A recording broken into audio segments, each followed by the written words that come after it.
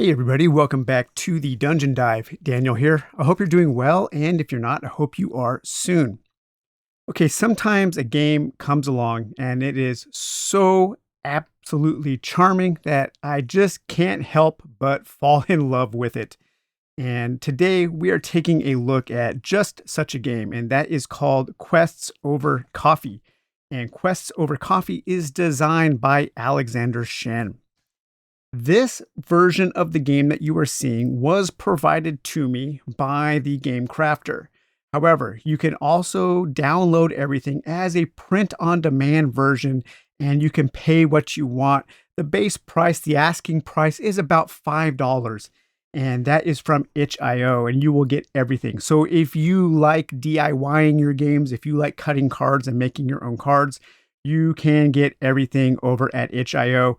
Or if you want to take the quick way, you can order through the Game Crafter and get everything professionally printed.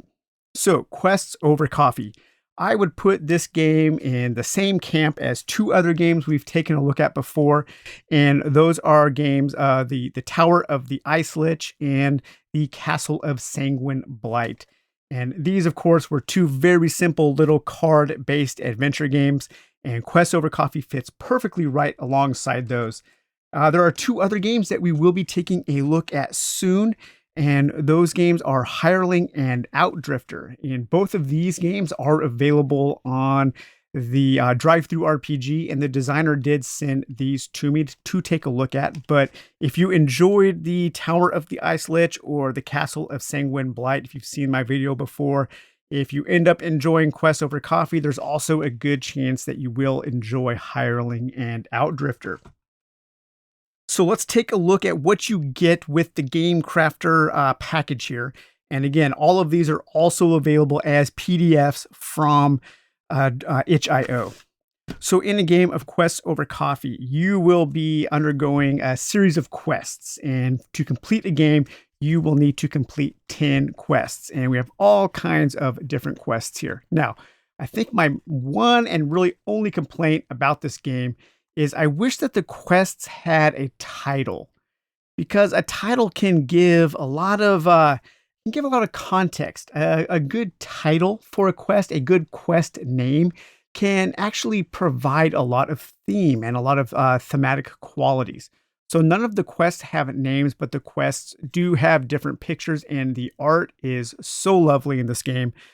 This guy here doing this impossible physics trick of powering a car with being led with a magnet there. We have two Star Wars bounty hunters going to a movie here, some treasure. I am number one. Nice to meet you. Look at these odds. So these are all the different quests that you will be going on a game, but you will only need to pass 10 different quests to win the game. There are also a whole bunch of different items that you can get throughout the game, and these items will help you along the way. You can get things like magic kits, irritating sand, a hike person, a giant sock, a hike person, a Walkman. Okay, yeah, that's nice. I just got that. Okay. Darling, an enemy bracelet, 10 prize tickets, an enchanted spyglass, a completely normal pincushion, a chemistry set, and so on. And then you will also be able to come across different companions that you can hire, such as Death and the Royal Baby, or maybe Richard there, Richard Simmons, Nick's brother Rick, Little Saint Rick, a Spotted Egg, a Super Ranger, Attorney Roto Kayak, and our Krampus there. You will at times, in the middle of your game, you will be able to visit a certain shop, and these shops will allow you to buy or trade items.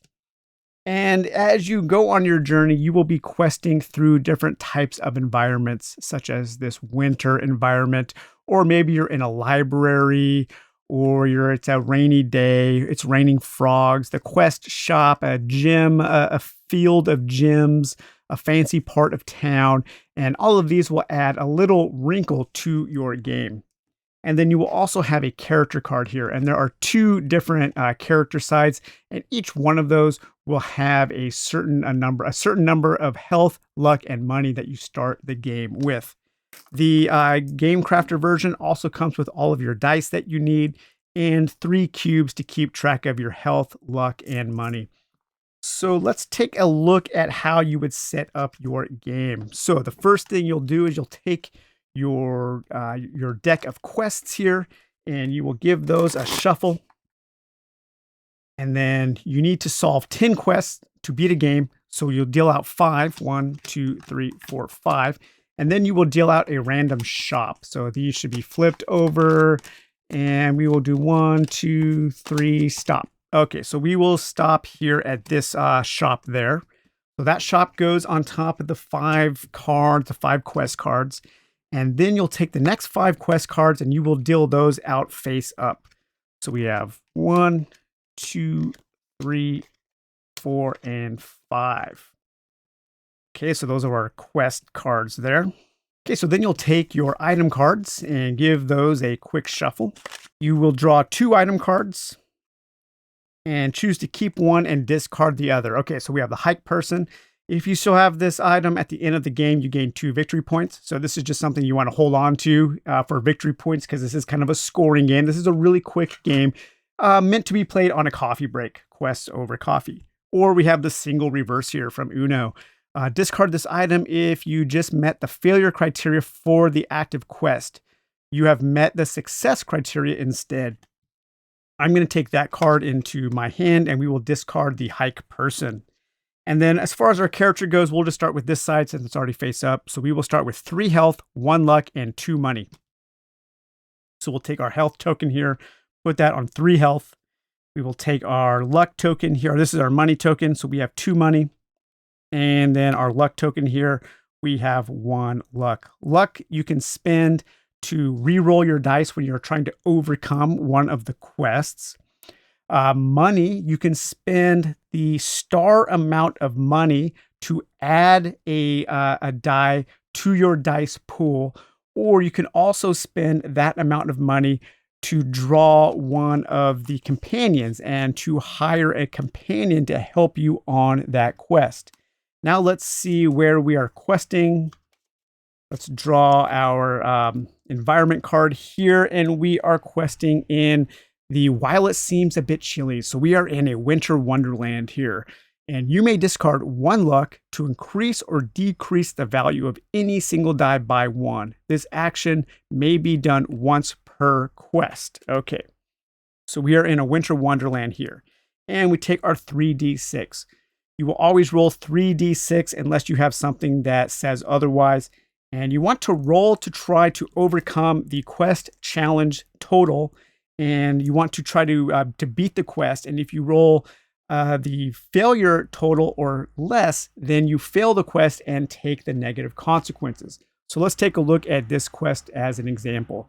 Is it working? Okay, so if we wanted to try to overcome this quest, we would take our 3d6 and we would roll them. To beat this quest, we have to get a 10 or higher. If we do, we would gain 2 health.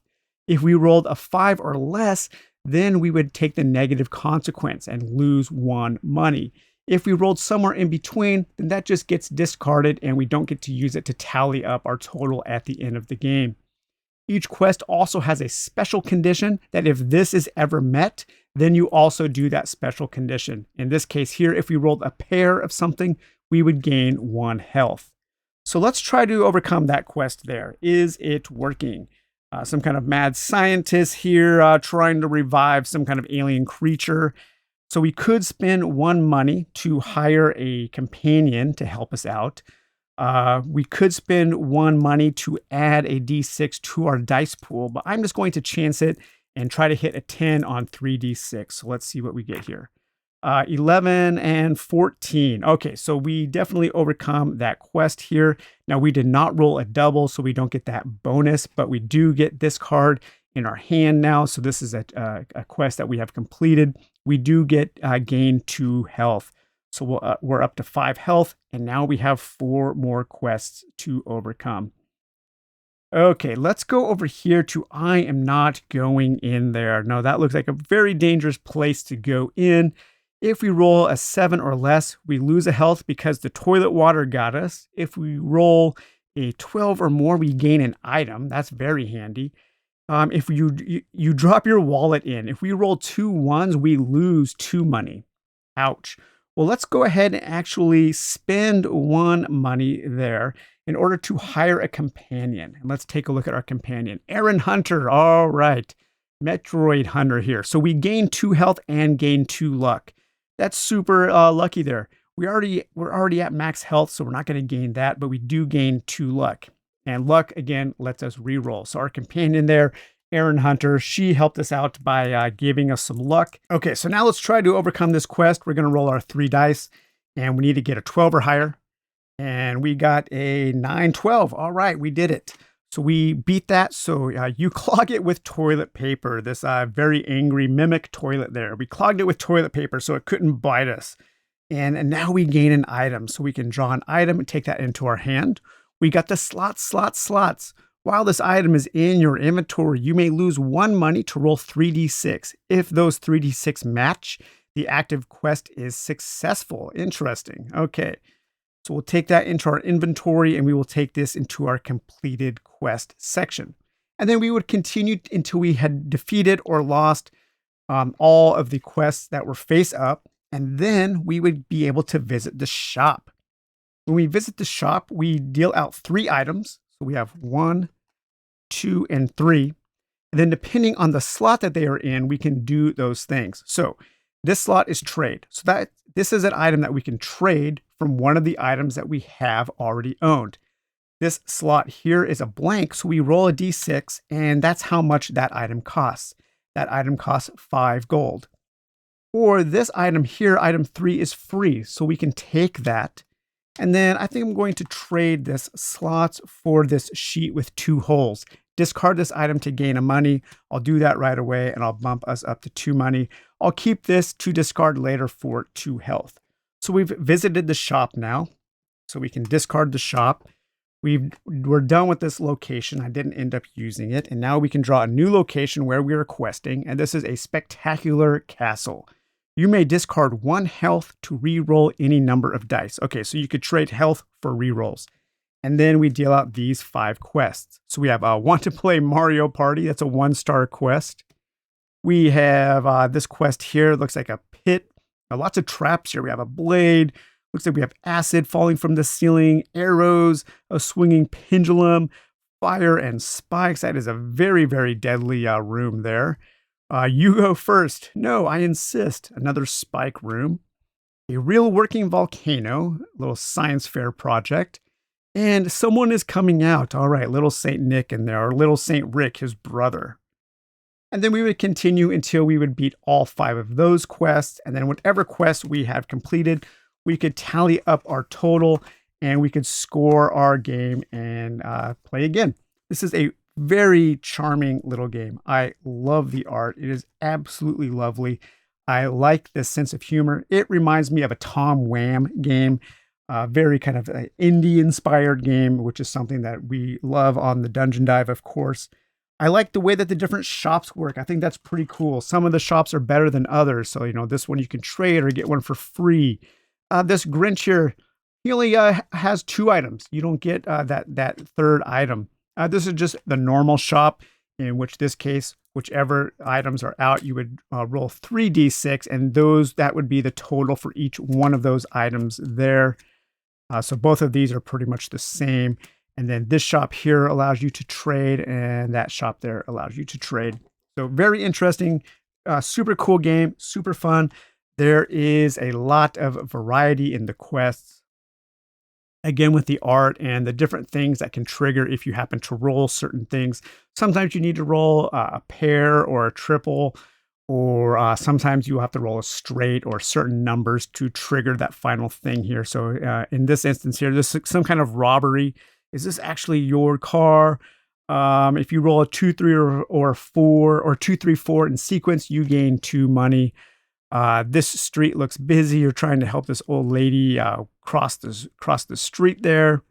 Whoa, there's a switch under this bust. Okay, so that's kind of like a little trap room, maybe a little Resident Evil puzzle there. This game seems rigged, trying to throw those things in the bucket like at a fair. So yeah, just a super cool and charming game.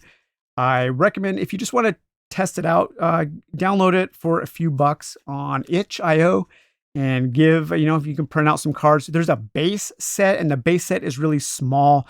It just comes with 10 quests and a few items. And so you can have a really basic game. And then if you like it, I think the GameCraft version is really nice. The cards feel good. The printing is really nice, and you get everything printed out for you. You get everything that is available on that itch package, and you don't have to sit there and spend a whole bunch of time. You're trading your money for your time with the Game Crafter version. But I do recommend Quest over Coffee. It's not for everybody. If you're looking for something that is complex, something that takes a lot of time and effort, if you want something that is a little more chunky, this is not the game for you. If you're just looking for something fun and charming that you can play in about 10 minutes while you are taking a coffee break during the day, then this is a great game. My only complaint is the box that it comes with from the Game Crafter is just this deck box, and all of the cards fill all the way to the top. And so there is no room to put the dice and cubes, and the dice and cubes just come in a little baggie. So I need to come up with some kind of box storage where I can keep everything together so I can just throw that in my bag and kind of always have it on me. And I do recommend this game, especially if you also like things like the Castle of Sanguine Blight and the Tower of the Ice Lich, which we have taken a look at before. So, all right, you guys, I hope you enjoyed this look at Quests over Coffee, and we will talk to you later. Bye-bye.